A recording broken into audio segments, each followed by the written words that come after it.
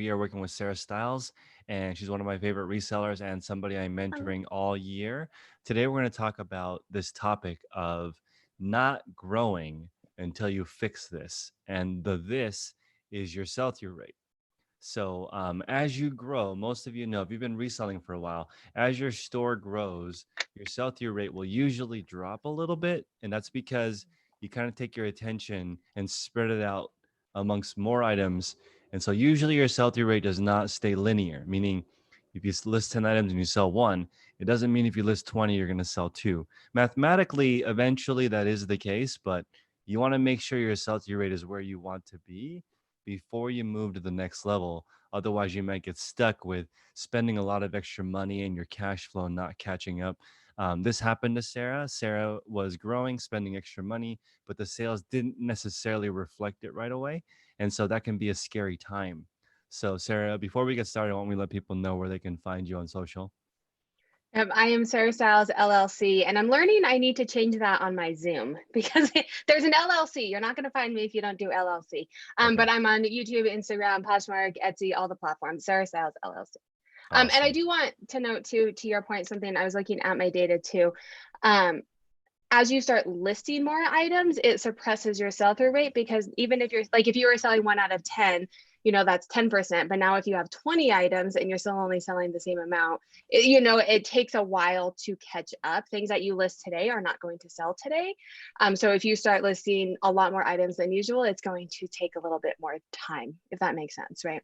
Definitely. And the way the eBay algorithm works, guys, is it's based on sales. It's not based on how many items you list. It's just that usually when you list more, you have a larger inventory to draw from, but it's an average. So as an Mm. example, if you're listing on average for the last 90 days, 5 items a day, and then you're selling 5 items a day now, if all of a sudden you start listing 50, eBay is not used to that. They're not going to 10 times your traffic just because you're listing 10 times as much. It takes a while to slowly scale up. If you guys have watched my public store, Oh, it's that's been smart. almost identical for 6 months now. 30 to 60 items go up every single day. And eBay is used to that. And it took about 6 months for now the sales to be about 50 or 60 a day. And that took a long time of putting in a lot of the same types of items in it. So even though it looks like it may have been fast, it really wasn't that fast. So be patient, trust the process when you're doing this, and make sure your sell-through rate's where you want it to be before you keep growing. You can get in trouble. Well, and I like what you said there because you hear on eBay and just on all platforms, like the more you list, the better you'll do. And if you're listing more, but they're not selling, you're not doing any better.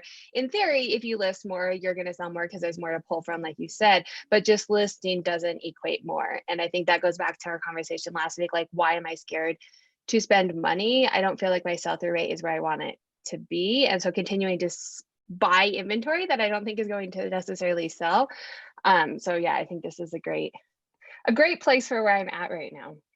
So I was joking with Sarah that I have learned a lot from this mentorship, and she was like, "Who's mentoring who?"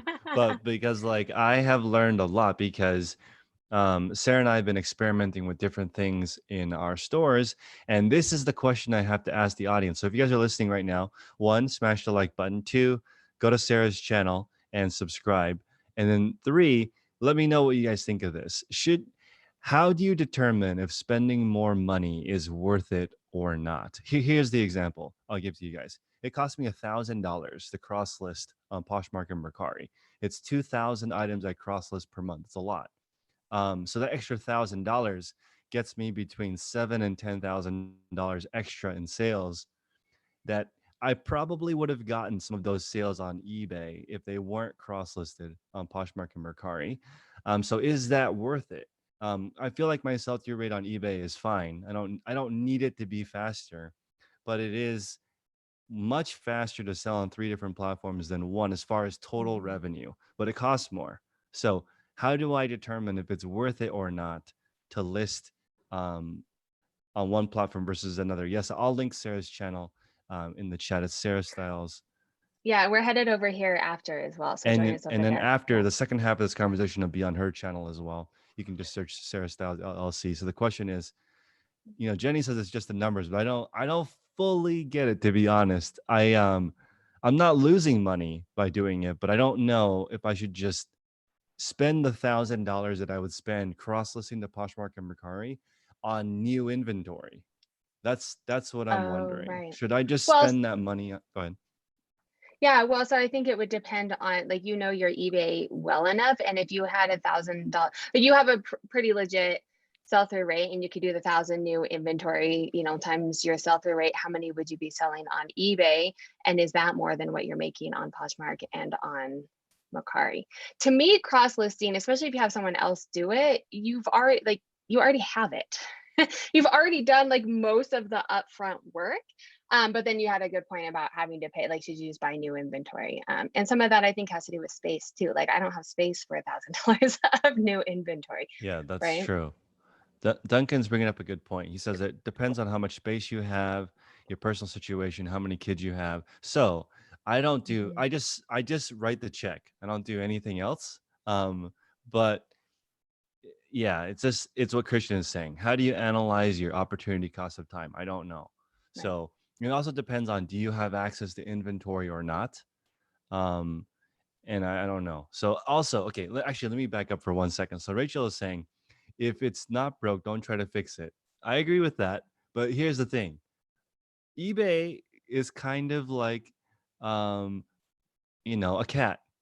It doesn't really do what you think it's going to do. And sometimes sales are slow on eBay. So having Hmm. multiple platforms, it's rare to have a bad day on Poshmark and eBay. So it's kind of like, I want to just focus on one platform, but then I'm scared what happens if traffic drops on one of the platforms. I have multiple streams of income. Maybe I'm safer, but I don't Yeah, I know. feel like that's a good point too, because I know like at the end of, and I don't know if you got hit or not, but like at the end of last year, eBay had like a big like hiccup. I can't think of the right word. But like Glitches. things, Yeah, the glitches yeah, last thank you, year. a glitch. And so I think it was a lot of clothing. So I don't know how much it affected you, but you know, I knew a lot of resellers that like for the entire month, if they were just on eBay and they were dropped down to like 10% of what they normally make because they had to go in and like refix everything, you know. And so if you diversify, then something like that happens, you're also are bringing in income on somewhere else as well. So I think diversifying, but like for you, you have YouTube and you have other streams of income too. Like you don't want to spread yourself too thin, right? This is an example. Like, one thing I wanted to bring up was Costco at one point had 60,000 SKUs, and now they have about 4,000 SKUs. Which is around the same as a Trader Joe's. They found out that 4,000 items is like a comfortable number, and they just obviously they have truckloads of every single SKU, right? And I have more SKUs than Costco, right? And it's like, how could I possibly know what I'm doing compared to them? And they have less items. Like they would look at my store and be like, "That's way too many items." So it's interesting how, you could shrink and just get really good because your store, even right now at its size, it's still hard to know what's going on with every item. Yes, right. And I feel more comfortable, and maybe in a little bit I'll be comfortable with 4,000. But right now that seems completely overwhelming to me. And space wise, I work out of my house. I don't have a storage unit right now. And so for me, a lot of it is just space. And I like, some of it's ego. I like to see a lot of sales. And so if it's a slow day on eBay, but then Posh picks up and I'm having a lot of sales, my ego is boosted a little bit. I'm like, all right, cool, like we can do this. Where if you're doing like the long game and you're only on one platform and you're not making as, your sell-through rate's not as high, you're not doing as much, then for me, some of it's ego too. I want to have like those package pictures, you know, where I have a decent amount of sales. Yeah, I guess just make sure that your sell-through rate is solid before you keep listing, because Mhm. it can compound the problem. So people ask like, should I borrow money? Should I ask my rich uncle for money? Should I sell my car and use that money for eBay? Well, here's the answer, I think, is whatever the trend is of your store, if you borrow money, it's going to magnify that. So if you're currently not doing as well as you want, borrowing money is going to make that even worse. Right. But if you're doing really well, it might be a good time to buy the same kind of stuff. And please do not like get a $10,000 loan and then go on vacation, get a new lighting kit, and nothing to do with money that actually multiplies. If you get 10 grand on a loan and spend it on $20,000 worth of inventory or $50,000 worth of inventory, it's a better use of your money. So But yeah, I it's feel like interesting. part of this too, in my hesitation to spend money, one is my sell-through rate. I would like that to be a little bit better before I start like really pounding out new inventory. But also the economy is changing and we don't really know. Mm, Like, had we had this conversation a couple of months ago, that's I would have true. been like, I know what is working. I know what sells for me. I know what stores to go to. Like, I had everything was kind of smooth sailing for me, and I just had to learn eBay. But even on Poshmark, where I started, I'm so, like, I feel like I'm learning that again, like what's selling over there is lower average sale price things. Like, I feel like because of the economy, I can't predict what's going to happen in the future either, which then makes me a bit more hesitant to be putting a lot of money into the business. Like, you still have to do a little bit, but ramping up the amount that I'm spending when I'm not sure what people's habits are going to do or what the economy is going to do, or. Yeah, it's almost like, Duncan in the chat has suggested maybe sell lower price items. So let me give you an example. There is a gentleman that I'm mentoring also, and he has 2,200 items in his store, and he sells 2,000 a month. Okay, it's like 95% sell through rate. He and his wife like list and sell almost everything every single day. It's all It's liquidation. It's crazy. all Yeah. electronics, toys, household goods, shampoo, all the like stuff people use at home. It sells insanely fast. And for him, I'm almost like, if you priced it a little bit higher, what would happen? And he's like, it doesn't sell at all because it's so competitive in this category. You've got to move it fast. And Yeah.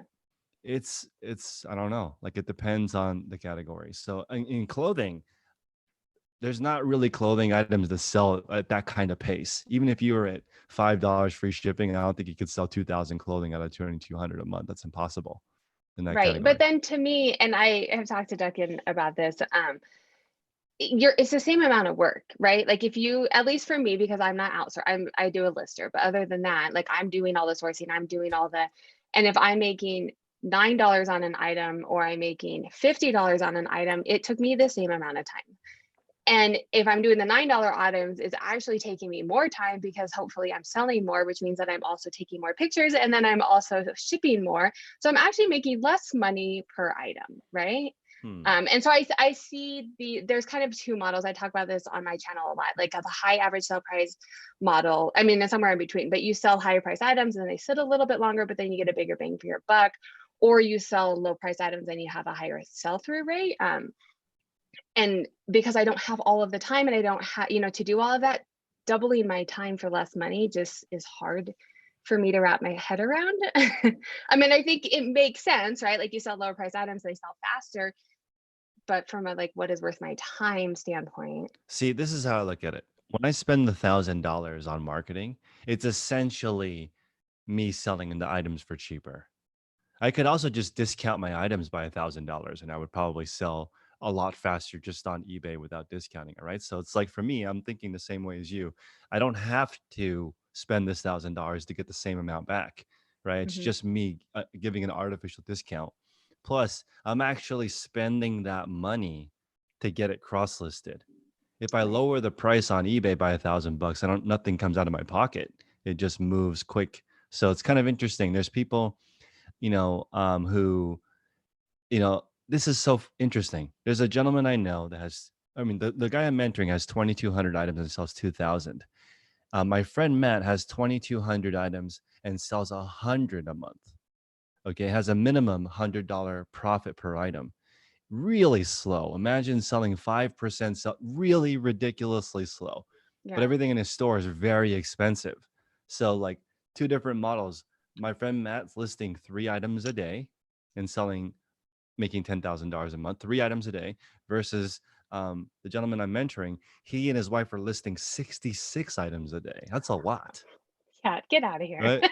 Yeah, No. but I don't know. I don't know. Like, Right. And let's, I lean towards, and this is where, like, had you talked to me like 3 months ago, 4 months ago, mhm. I would have been, I'm all for it. Go back to some of my older videos. I'm all for it. Let it sit, have the higher price items where I am selling 100 items for $50 instead of selling, 500 items for whatever to make the same amount. Like, I lean more towards that. My only, like, debate now is the economy. Are people still spending, wanting to buy those higher price average items? And we're going to chat about this a little bit on my talk too, because I'll show you my dashboard and what my numbers were and where my average sale price was, some simulated numbers to really look at my specific things and what works.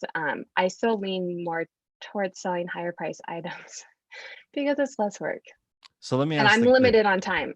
let me ask the chat. Let's say 5 grand is a net goal, right? Would you guys rather sell $510 profit items, which is very easy? Sarah's very talented. She could go to the bins and find $510 profit items in Oh 2 days, probably, right? yeah.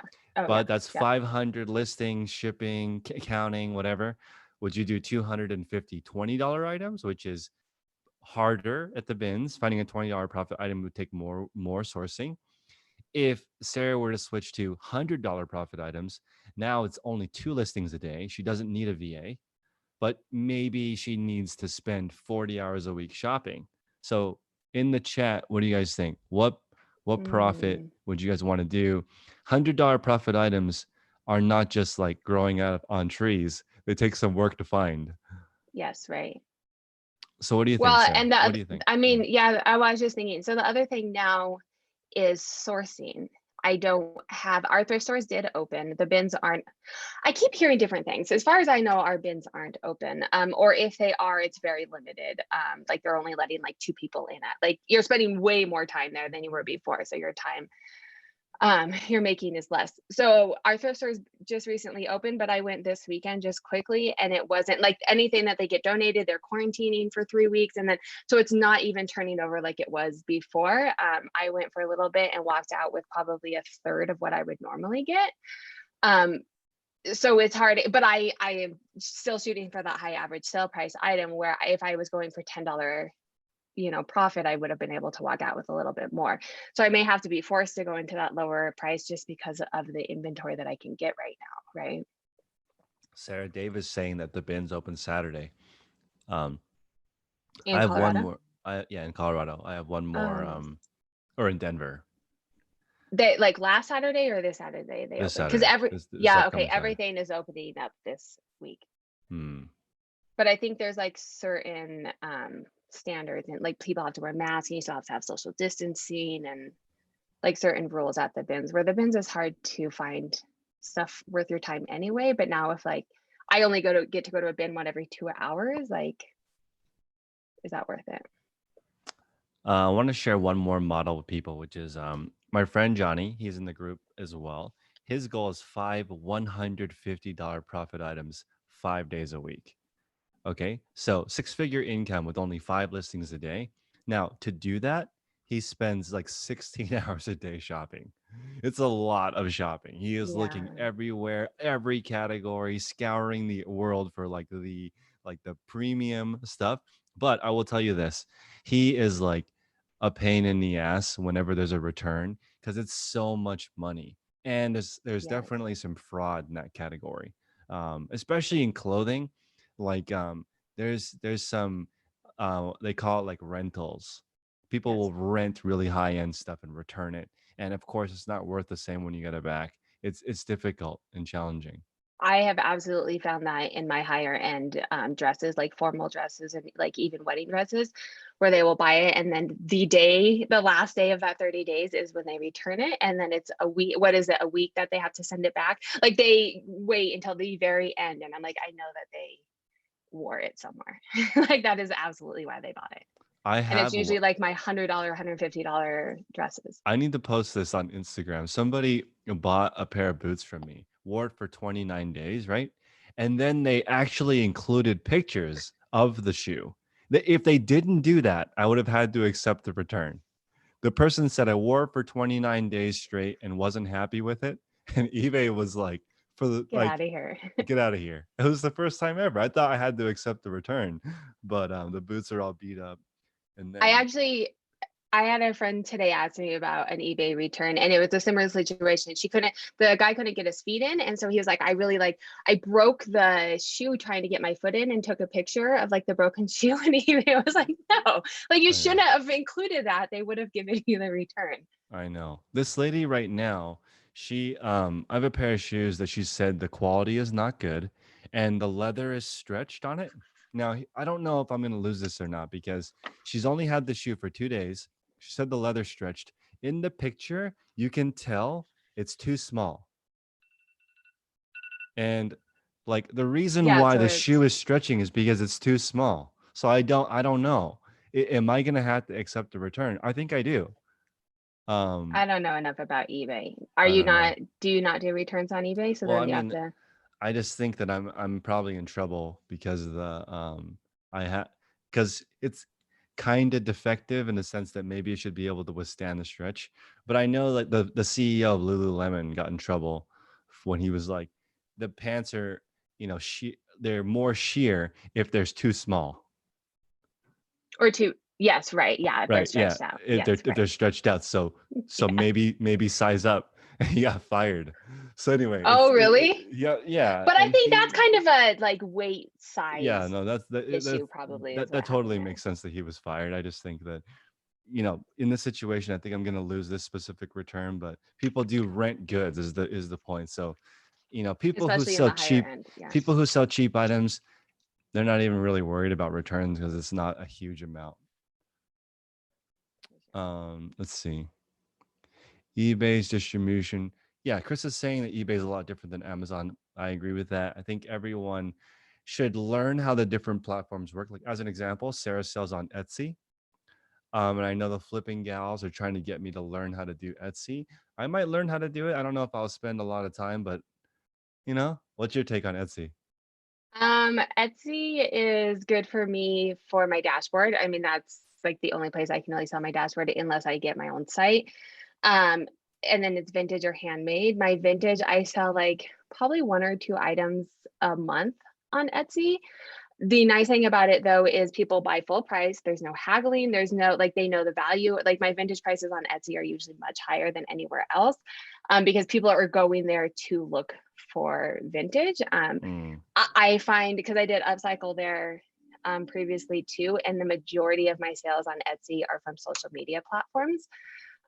So you have a good social media presence, you maybe could drive some traffic over there. But I think a lot of, like, there's so much saturation and a lot of things. I mean, you type in like, 1980s prom dress and you get like a gazillion of them coming up, right? So unless you have a presence for your store, I think it's kind of hard. But for me, like, I already have the items, so I just put them there. And then when I get the one or two extra sales a month, I'm like, yay, it's exciting. I'm gonna try Etsy because I love it. Every time I learn a new platform, it makes me feel like this is my career. I own Yeah. a store, and Etsy is just one of the places I can pay for marketing. eBay pay for marketing, Poshmark pay for marketing. They all bring me traffic. Um, but guys, we are gonna switch over to Sarah's channel. So I'm gonna hop off now, and we'll see you guys on Sarah's channel. The link. Um, I'll put in the description right now if you want to hop over, but you can also search I'm Sarah going to pop Styles over. LLC, and maybe Ali can drop the link again in the chat. And otherwise, I'll see you guys on her channel. And if you haven't, like, comment, subscribe, and then let's head over there. Bye, guys.